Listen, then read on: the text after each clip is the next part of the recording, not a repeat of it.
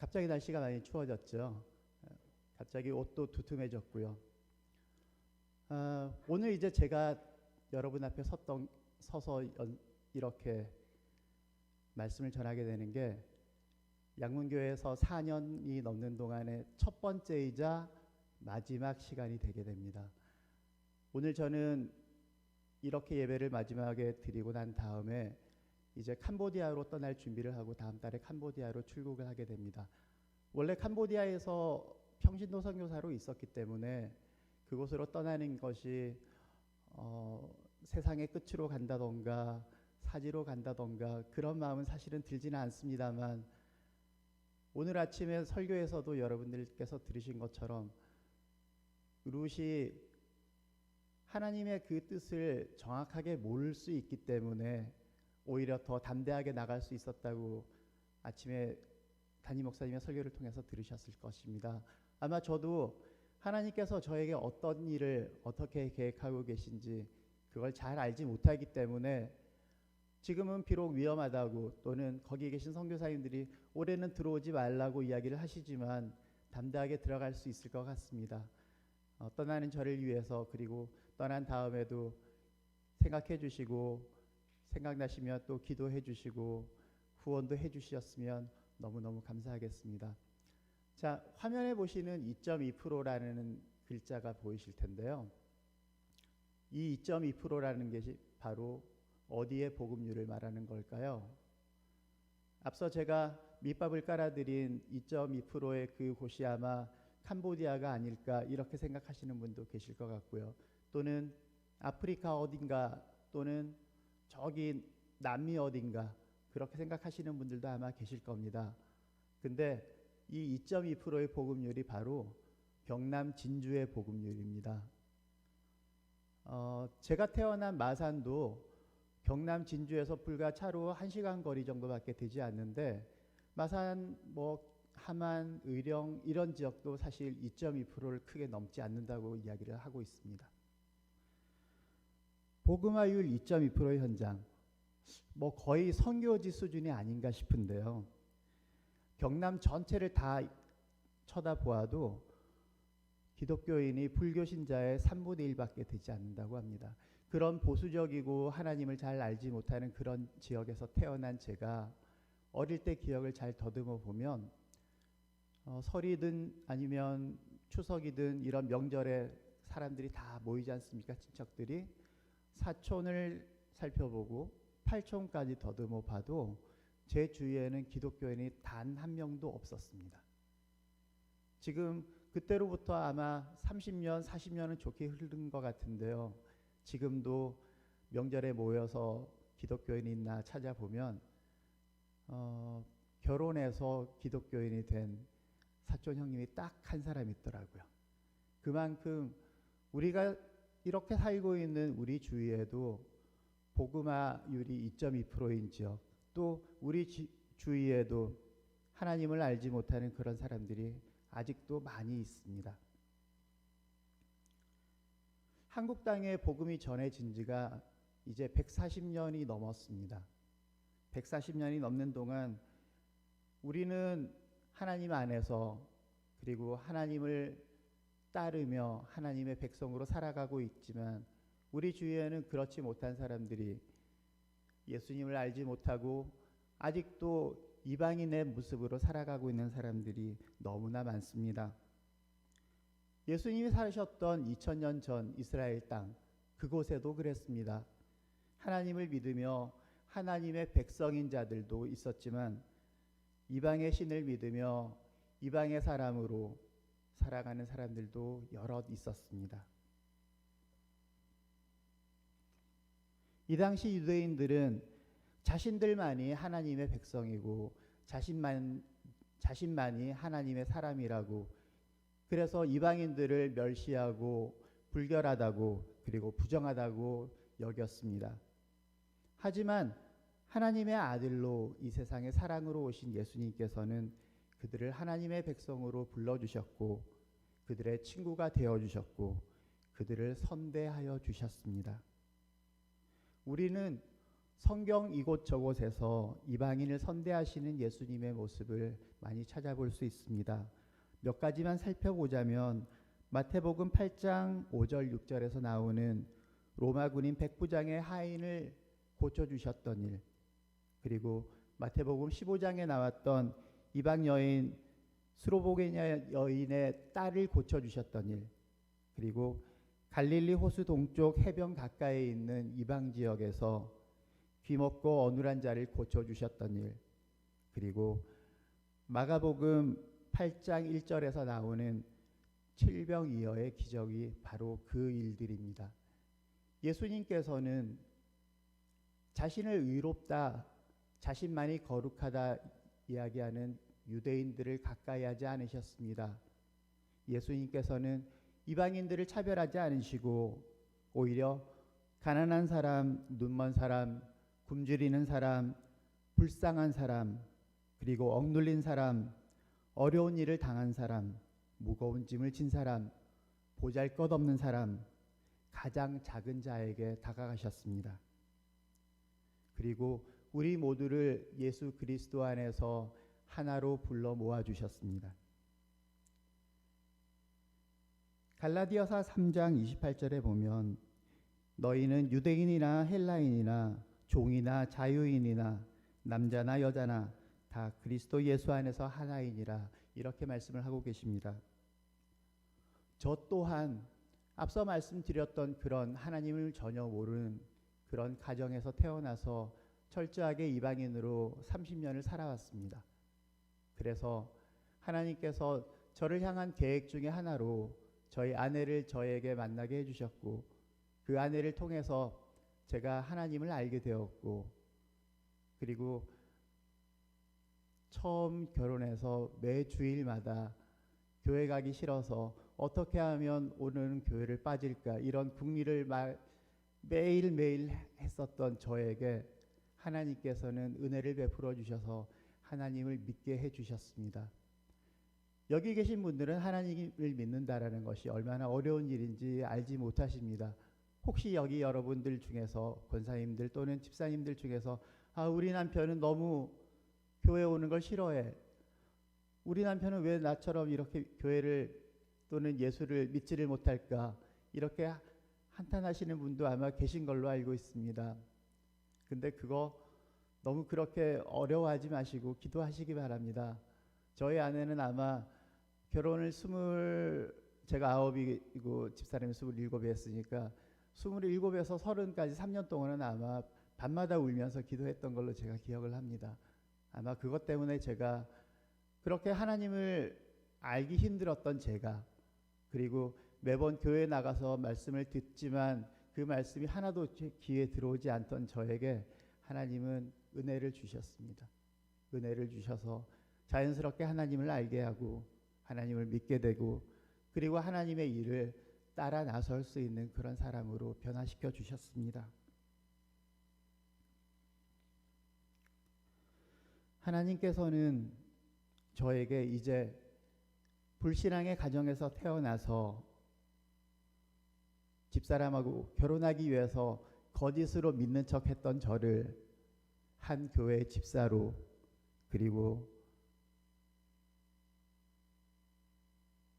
여러 가지 직책을 맡겨주셨었고, 그리고 이제 전도사로, 그리고 다음 달부터는 선교사로 이름을 바꿔서 세상을 변화시켜 나가는 사람으로 살아나가려고 합니다. 이제는 제가 이방이었던 제가 이방인의 나라로 떠나서 그 이방인들을 사랑하며 같이 살아가려고 합니다. 그 이방 땅 먼 곳을 향해서 우리 교회가, 우리 성도들이 기도하며 그 사람들이 하나님의 품으로 돌아올 수 있도록, 예수님을 믿는 자들이 될 수 있도록 기도해 주시길 부탁드립니다. 하나님은 일을 하십니다. 하나님의 일을 하시죠. 그런데 하나님은 하나님의 일을 하실 때 하나님의 사람들을 통해서 일을 하시기를 즐거워하십니다. 하나님 스스로도 하실 수 있으시지만 하나님은 항상 하나님의 사람을 택하시기를 원하시고 그리고 그 택한 사람들을 통해서 일하시고 역사하시기 바라고 계십니다. 하나님의 나라를 위한 하나님의 계획하심은 분명히 그리고 반드시 이루어질 줄로 믿습니다. 하나님의 나라를 그 일을 잘 감당하는 그 과정에서 받는 축복이 반드시 있습니다.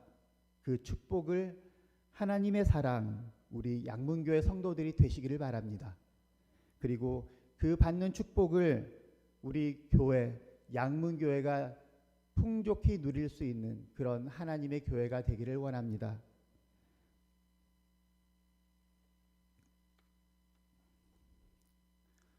저는 2012년부터 캄보디아에서 평신도로 사역을 했었습니다.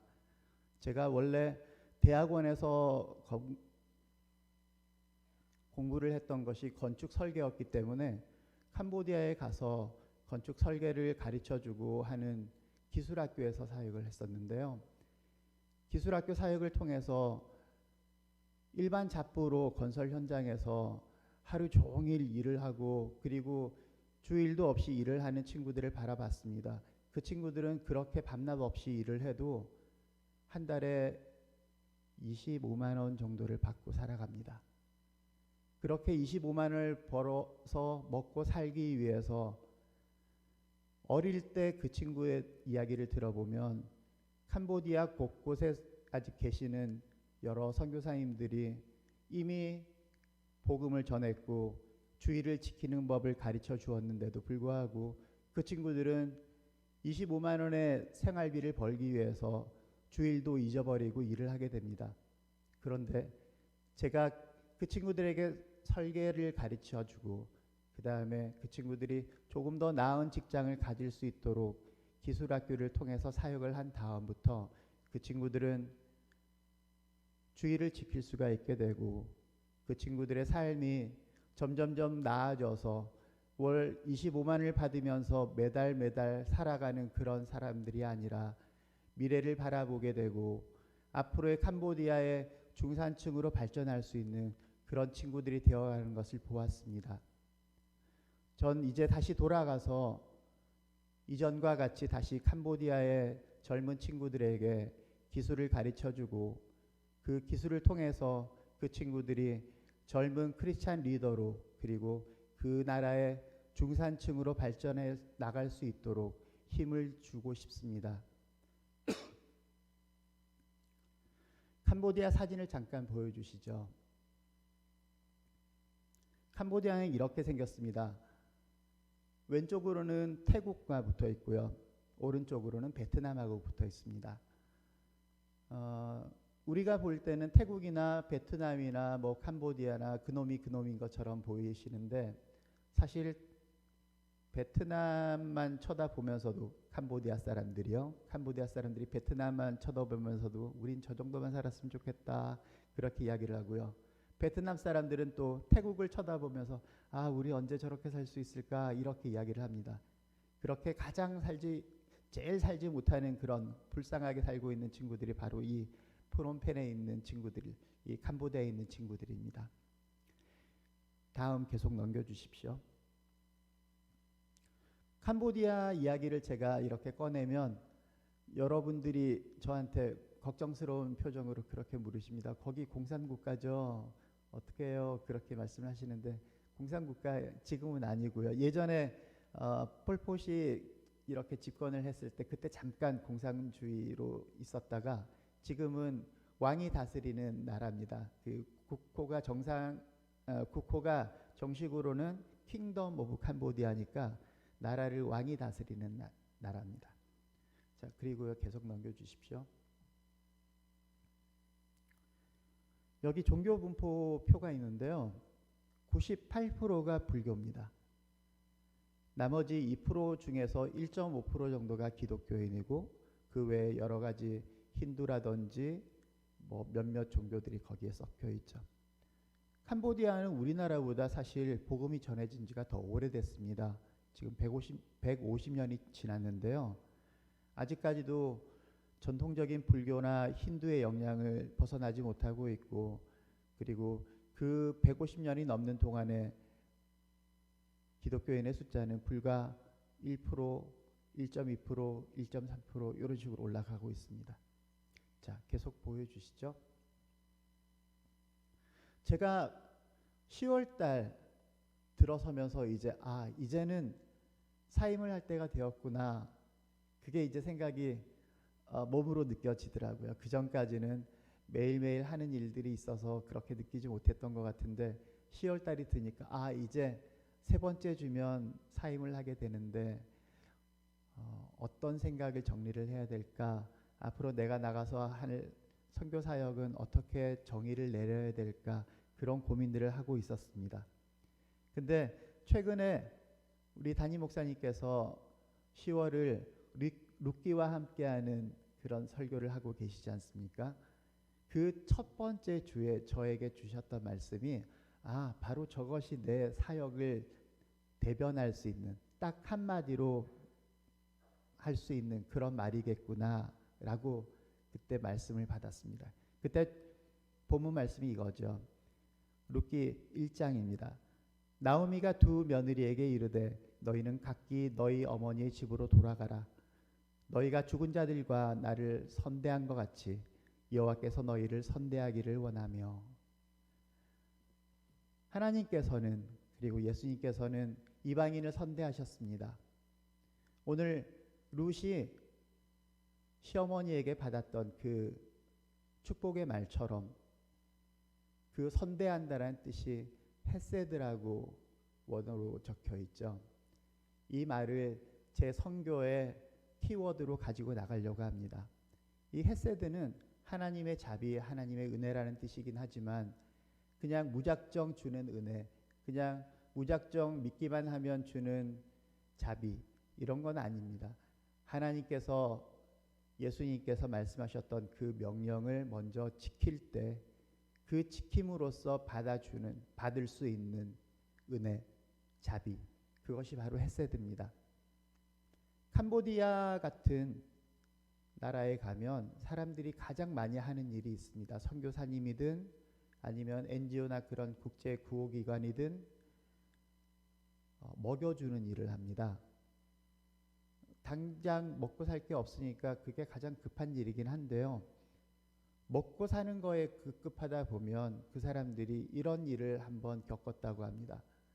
10년 전에 요만한 아이한테 점심을 무료로 나눠주고 있었던 자원봉사자가 있었는데 10년이 지나서 다시 그 지역을 갔는데 그 아이가 이만큼 커가지고 다시 식판을 들고 받으러 온다라는 겁니다. 그래서 그걸 보면서 이렇게 먹여만 주는 것이 이 사람들을 위하는 것인가, 이 사람들에게 하나님의 사랑을 전하는 것이 이것뿐인가 라고 생각을 했다고 합니다. 저는 조금 전에 말씀을 드렸던 하나님의 은혜, 하나님의 자비인 헤세드가 제 사역의 모토가 되고자 합니다. 저는 아이들에게 그냥 나눠주는 밥, 나눠주는 빵, 이런 것들을 주는 것이 아니라 그들에게 기술을 가르치고 그들이 직접 살아나갈 수 있는 그런 방편을 마련을 해주고자 합니다. 당장은 기술 학교를 통해서, 그리고 궁극적으로 제가 가지고 있는 마지막 꿈은 캄보디아에 정식으로 건축 전문 대학교를 세우는 것이 제 꿈입니다. 그 꿈을 통해서 캄보디아의 많은 청년들이 미래를 준비하고 당장 생활에 급급해서 하나님을 잊고 사는 것이 아니라 하나님을 매주 만나고 매년 성장해 나가는 자신을 발견하며 캄보디아의 중산층으로, 그리고 캄보디아의 크리스찬 리더로 성장해 나갈 수 있도록 돕고 싶습니다. 그 일을 이곳 양문교회에서 기도로 후원을 해주시기를 간절히 부탁드립니다. 감사합니다. 기도하겠습니다. 좋으신 하나님 아버지, 감사합니다. 하나님의 명령을 먼저 지킴으로써 하나님의 은혜를 받을 수 있는 헤세드, 그 은혜를 이제 캄보디아의 땅에 전하고자 합니다. 하나님 아버지, 그 메마른 땅 캄보디아를 하나님의 능력으로, 하나님의 은혜로 바꿀 수 있도록 저에게 힘을 주시고 기도로 후원해 주는 양문교회 성도들 한 분 한 분에게 힘 주시기를 원합니다.